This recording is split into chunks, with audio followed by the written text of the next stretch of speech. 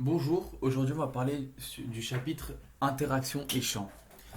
Je sais que c'est un chapitre qui pose pas mal de problèmes aux étudiants, je vais essayer de tout expliquer en détail, parce qu'il y a beaucoup de formules et de choses qui se ressemblent, mais il faut capter chaque différence.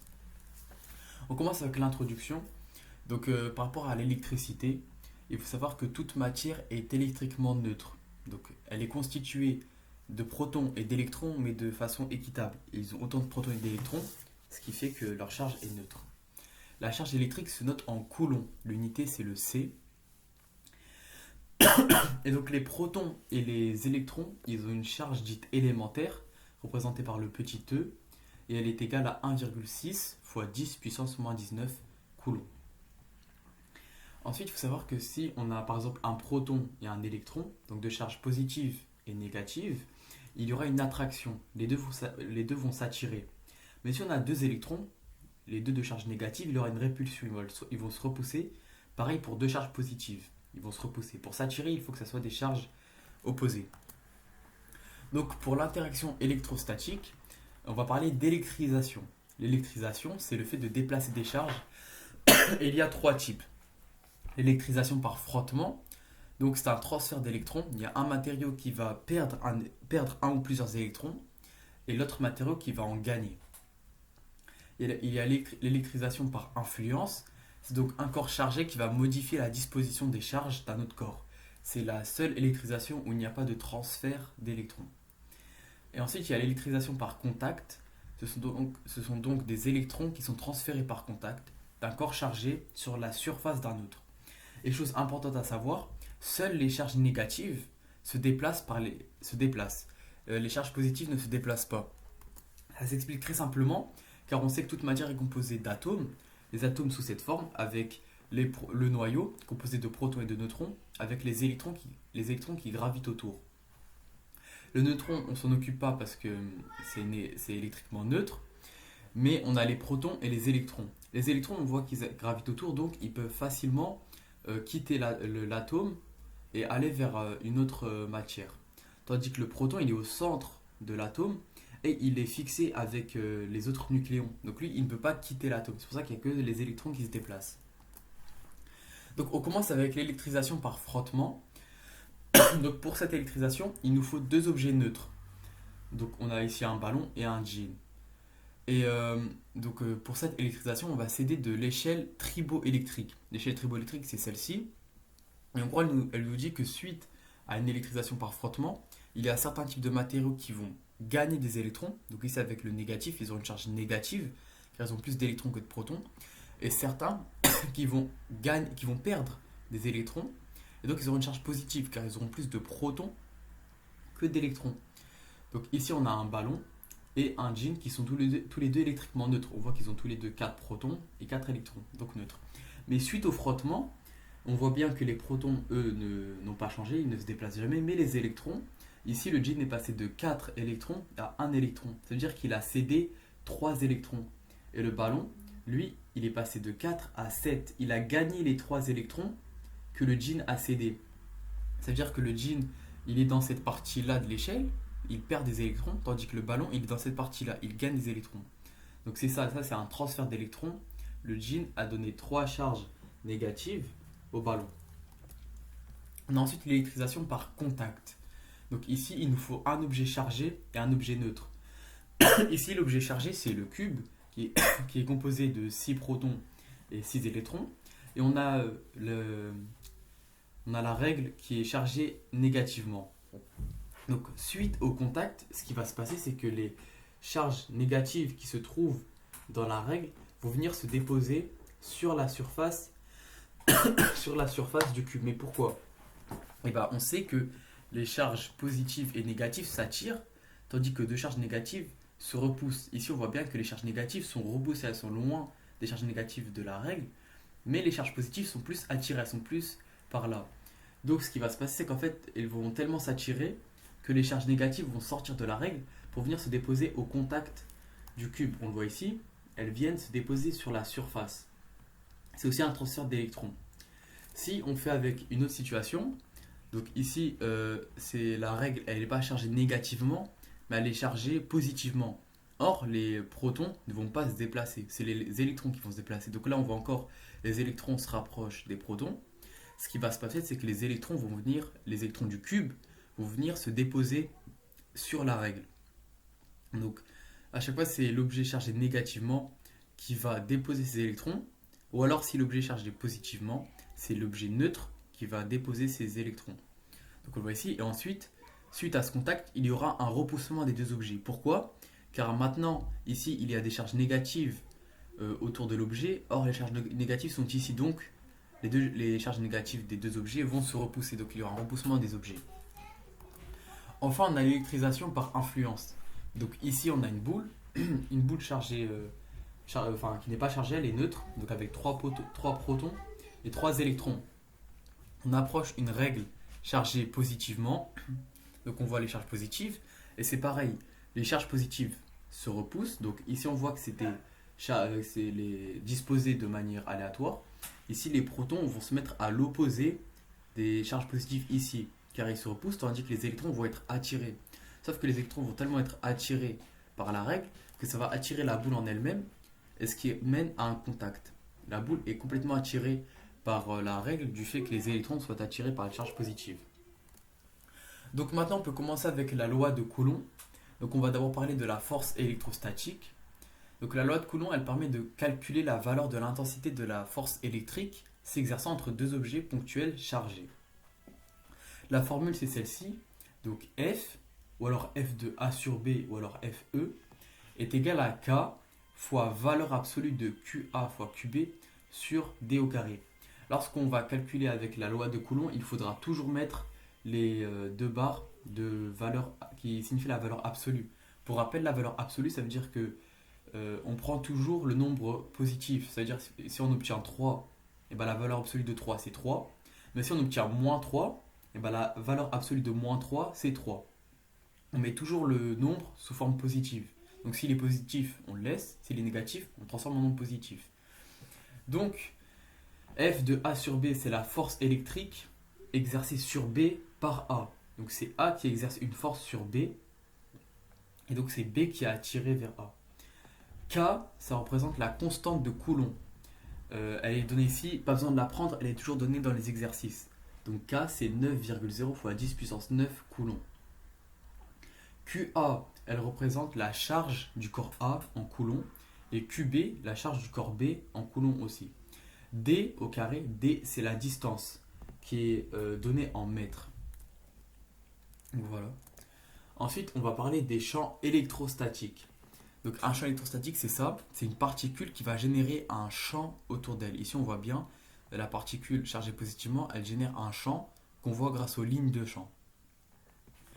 Donc le champ, son unité, c'est le newton par coulomb, j'ai oublié de le dire, mais là aussi, la force, elle est donnée en newton. La force, elle est donnée en newton, et du coup ici, le champ, il est donné en newton par coulomb. Donc il y a deux formules pour calculer le champ. Soit on peut faire FE sur QA. Donc FE, c'est F que j'ai montré juste avant, donc K fois valeur absolue de QA fois QB sur D au carré. Donc quand on a obtenu ça, on le divise par QA, donc la charge de la particule A, ici la charge de cette particule. Ou alors on peut faire K, donc la constante, fois QA, la charge de la particule, divisé par la distance entre A et B mise au carré. Une chose à savoir, c'est que E égale FE sur QA, on peut le représenter sous forme de pyramide comme ça. Donc si E égale FE sur QA, ça veut dire qu'on peut aussi obtenir les autres inconnus grâce à cette valeur. Si on a FE et E, on peut obtenir QA, donc la charge de A, en faisant FE divisé par E. Ou alors pour obtenir FE, on fait E fois QA. Donc voilà, c'est proportionnel. Donc voilà, avec QA en coulomb et la distance en mètres. Donc à la fin, on obtiendra des newtons par coulomb. Ensuite, un champ, il peut se créer entre deux plaques métalliques. Ici, on a deux plaques métalliques qui sont alimentées par un générateur. Donc il y a une plaque métallique chargée positivement et une autre chargée négativement. Donc dans ce cas-là, il y a un champ qui est créé entre les deux plaques, on le voit ici. Donc le champ, pour sa direction, pour le vecteur champ, on en parlera plus tard, mais sa direction c'est donc perpendiculaire aux deux plaques. Le sens, c'est toujours de la charge positive à la charge négative. Et pour connaître l'intensité, on peut faire E égale U sur D. Donc E, c'est le champ, U, c'est la tension en volts, et D, c'est la distance en mètres.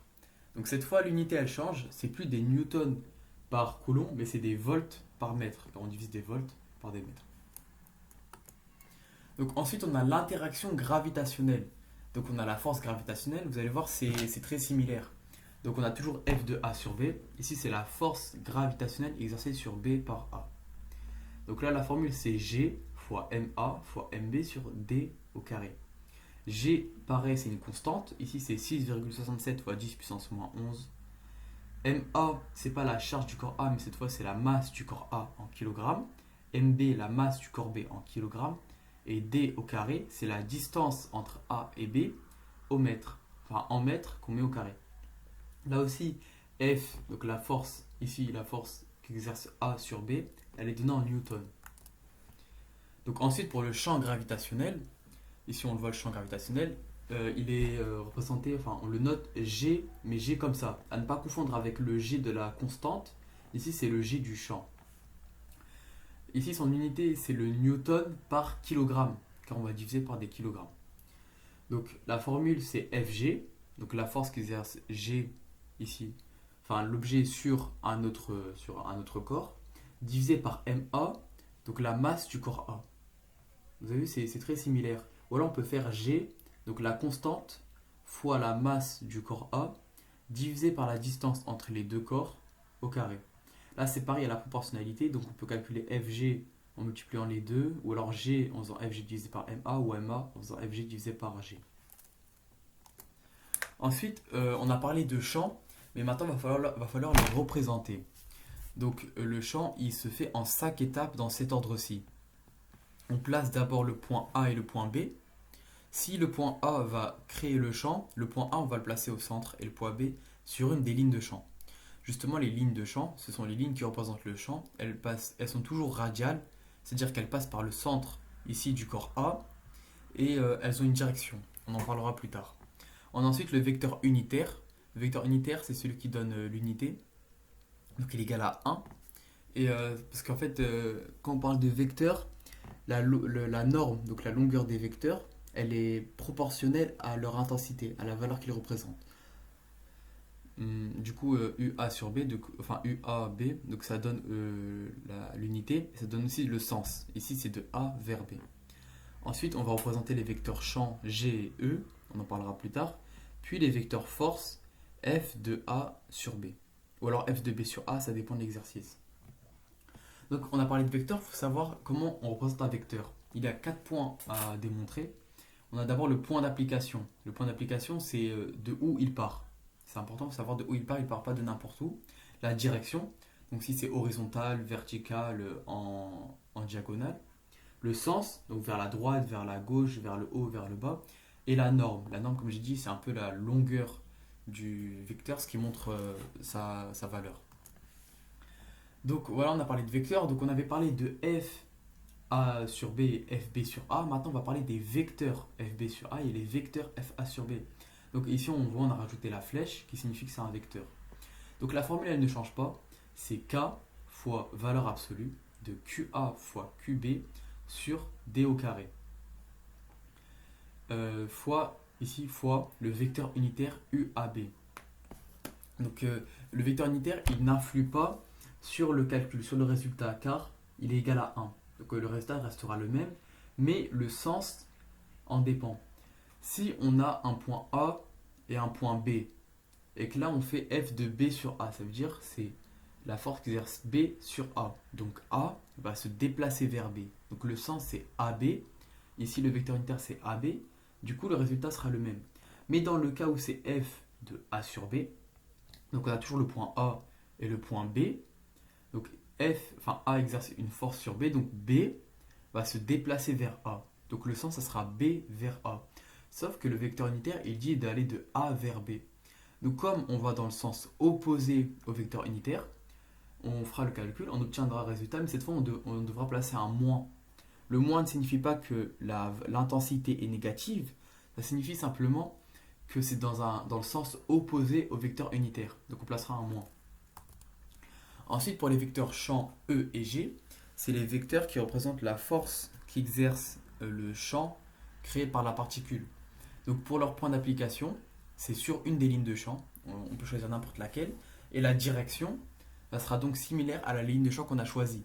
Si la ligne de champ est horizontale, le vecteur sera confondu avec elle, il sera donc horizontal lui aussi. Le sens est similaire aux lignes de champ, donc le même. Et la norme, c'est le résultat de FE sur QA pour E, ou FE sur MA pour G, ou alors K fois QA sur D au carré, ou G fois MA sur D au carré. Donc ici, on peut revoir, là on a un exemple de vecteur force. Donc là on a le vecteur unitaire, on voit qu'il va de A vers B.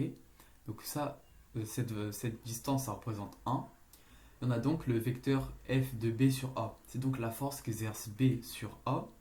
Donc comme B exerce une force sur A, c'est A qui est attiré vers B. Comme c'est des charges opposées, positif, négatif. Donc B est attiré vers A. Donc pour le point d'application, c'est A, car c'est A qui va se déplacer. La direction, c'est la droite qui passe par A et par B. Le sens, c'est de A vers B. Là on voit car A est attiré vers B. Et pour la norme, ça sera ce qu'on aura calculé grâce à la formule. Pour F de A sur B, donc c'est A qui exerce une force sur B. Donc le point d'application c'est B. La direction là aussi c'est la droite qui passe par les deux points. Le sens cette fois c'est B vers A. Et la norme, vous voyez, même si on n'a pas les valeurs, la norme de F de A sur B, elle est égale à la norme de F de B sur A.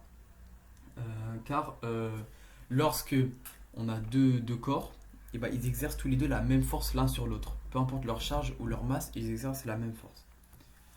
Et ici, on a le cas contraire avec des charges positives. Donc ici, ils vont être repoussés. On a toujours le même point d'application, la même direction, la droite. Mais cette fois, le sens il est opposé, mais la norme reste la même. Simplement, le sens, il est inversé. Donc ici, pour représenter le champ, à savoir, donc dans un champ électrostatique, si c'est un champ généré par une charge positive, on dira qu'il est centrifuge. C'est-à-dire que les flèches vont vers l'extérieur. Et radial, ça veut dire que ça passe par le centre du point, mais tous les champs sont radiaux. Donc centrifuge vers l'extérieur. Et pour une charge négative, c'est centripède, donc vers l'intérieur. Dans le cas du champ gravitationnel, là aussi il est radial, mais il est toujours centripède. Parce que du fait de la gravitation, deux corps vont toujours s'attirer. La force gravitationnelle ne peut pas repousser des corps. Ils s'attirent toujours. C'est pas comme l'électrostatique, où ils peuvent se repousser du fait d'une charge de même signe. Ici, les masses vont toujours s'attirer. Donc on va représenter ensemble. Donc on a le point A et le point B. Ici on voit un électron chargé négativement, un proton chargé positivement. Donc A est au centre, c'est-à-dire que c'est A qui va former le champ. Donc là on a placé les 2 points. Ensuite, deuxième étape, on place les lignes de champ. Donc ici on voit les lignes de champ qui sont vers la particule, donc centripède, car la particule est chargée négativement. Ensuite on place le vecteur unitaire. Donc on a U de A vers B, donc il part de A et il se dirige vers B, donc ça c'est l'unité, ça c'est égal à 1, donc ça donne l'unité et le sens. On place ensuite le vecteur champ, donc le vecteur champ, le point d'application comme j'ai dit c'est une des lignes de champ. La direction c'est donc la même que cette ligne de champ, on voit que le vecteur et la ligne de champ sont confondus, c'est la même direction. Le sens c'est le même que la ligne de champ, donc vers la particule, et la norme on l'aura calculée. Ensuite, on a F de A sur B. Donc, comme c'est des charges opposées, B est attiré. Donc, le point d'application, c'est B. La direction, c'est la droite qui passe par les 2 points. Le sens, c'est B vers A. Et la norme, on l'aura calculée. Donc, ici, on a l'inverse. Donc, c'est le proton qui est au milieu et l'électron qui est sur le côté. Donc, c'est le proton qui va générer le champ. Donc, ici, c'est centrifuge, car la charge est positive. Donc les flèches sont vers l'extérieur. Donc les lignes de champ sont vers l'extérieur. Ensuite, pour le vecteur unitaire, il ne change pas. C'est U de A vers B. Donc A vers B. Cette fois, le vecteur champ va changer. Le point d'application, j'ai gardé le même. Donc la direction, c'est la même que la ligne de champ. Le sens, cette fois, il est opposé parce qu'il suit les lignes de champ. Comme la charge est positive, le vecteur champ va vers l'extérieur. Et la norme, par contre, elle reste la même. Ensuite, on a f de a sur b. Comme les charges sont opposées, et le vecteur ne change pas. Donc ici, on a deux protons. Donc ici, c'est toujours centrifuge, donc les flèches vers l'extérieur. Le vecteur unitaire, lui, ne change toujours pas. Le vecteur champ, c'est le même que juste avant. Mais cette fois, le vecteur f de a sur b est vers l'extérieur. Parce que les deux sont de même charge. Donc le point d'application, ça reste B. La direction, c'est la droite qui passe par les deux points. Le sens, c'est vers l'extérieur. Et la norme, on l'aura calculée. Et dans le cas d'une charge, enfin d'un champ gravitationnel, c'est toujours centripède, donc toujours vers la charge A, vers le corps A. Comme je l'ai dit, la force gravitationnelle attire toujours. Donc le vecteur pareil. Le vecteur champ toujours vers le corps A. Et donc on a le vecteur force A sur B. Donc B attiré vers A. Ensuite on va passer aux exercices. Donc je vous conseille de mettre pause et d'essayer de les faire par vous-même d'abord, puis de regarder la correction. Donc que se passera-t-il si nous frottons ensemble du cuir et du PVC? Donc ici on a de l'électrisation par frottement. Donc si on regarde ici grâce à l'échelle triboélectrique, le cuir et le PVC, on voit que le PVC il est ici, donc il va gagner des électrons, et le cuir du coup il est ici, il va perdre des électrons car il aura une charge positive. Donc qu'est-ce qui se passe si on frotte du cuir et du PVC? Et le cuir il va céder ses électrons, le PVC va les gagner, ils vont donc être attirés l'un vers l'autre. Le PVC aura une charge négative et le cuir une charge positive. Du verre et du quartz. Le quartz il est là et le verre il est là, ils vont donc tous les deux perdre des électrons. Mais c'est pas possible. Pour faire une utilisation par frottement, il faut que les deux soient dans les catégories opposées. Ici, du verre et du quartz, s'il n'y a aucun des deux pour capter les électrons, ils ne pourront pas être attirés. Donc il ne va rien se passer. De l'argent et du papier. On a de l'argent ici, donc lui il va gagner les électrons, mais on a le papier ici neutre. Donc lui il va gagner les électrons, mais lui il ne va ni en gagner ni en perdre. Donc il ne va rien se passer. Lui il ne pourra pas gagner les électrons, car le papier ne va rien faire. On a ensuite le platine et le silicone. Le platine qui va gagner des électrons et le silicone qui va gagner aussi. Donc s'il n'y a aucun matériau qui va céder des électrons, qui est ici, et il ne va rien se passer. Donc il ne se passera rien dans ces trois cas-là. Ensuite, deuxième exercice, c'est l'azote 14,7N a un noyau de quelle charge? Comme on sait, la charge élémentaire c'est 1,6 fois 10 puissance moins 19 coulombs. Et le noyau qui est composé de nucléons et de protons, de neutrons et de protons. Les neutrons, c'est pas important. Les protons ils sont donnés par ce chiffre-là, le numéro atomique 7. C'est-à-dire qu'il y a 7 protons, les protons sont dans le noyau. Donc le noyau est composé de 7 protons. Donc 7 fois la charge de chaque proton, donc 7 fois E, ça nous fait 7 fois 1,6 fois 10 puissance moins 19 coulombs. Et on obtient 1,12 fois 10 puissance moins 18 coulombs. Donc le noyau de l'azote 14,7N a cette charge.